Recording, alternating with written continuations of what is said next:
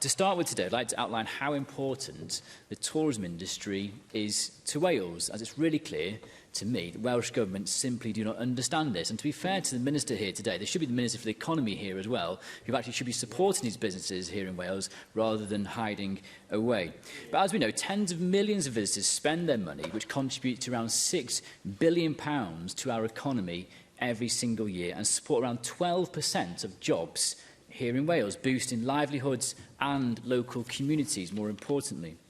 I'd like to focus on three key areas in which why today's motion needs to be supported. Firstly, as outlined by Tom Gifford, these self-catering properties will now be required to be let for 182 days. That 160% increase that Tom Gifford outlined, a stark difference to where they were in most recent times. And as we know from the massive evidence we've already been alluded to today, many will not be able to meet this demand.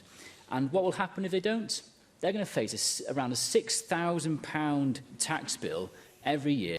The second point, and as we know, we continue to see many people now tightening their belts. Now is not the time to make these businesses struggle. We need to support them, to see them thrive and survive. It's clear this order has sent absolute shockwaves to the industry, with many legitimate businesses not knowing what to do. And we've heard today that their mental health and well-being is taking a huge hit.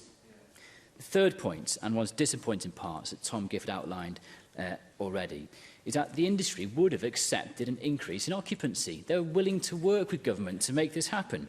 It's ridiculous now that these self-catering businesses will now have to meet these changes with no transition available whatsoever. 160% increase with no transition. The Welsh Government is here and should be here to support businesses, allow them to thrive and not damage it. Today we have an opportunity to rectify these detrimental changes and work with the tourism industry to see, yes, an increase in occupancy rate, but one that is fair, one that works for them and won't see people lose their jobs and their livelihoods.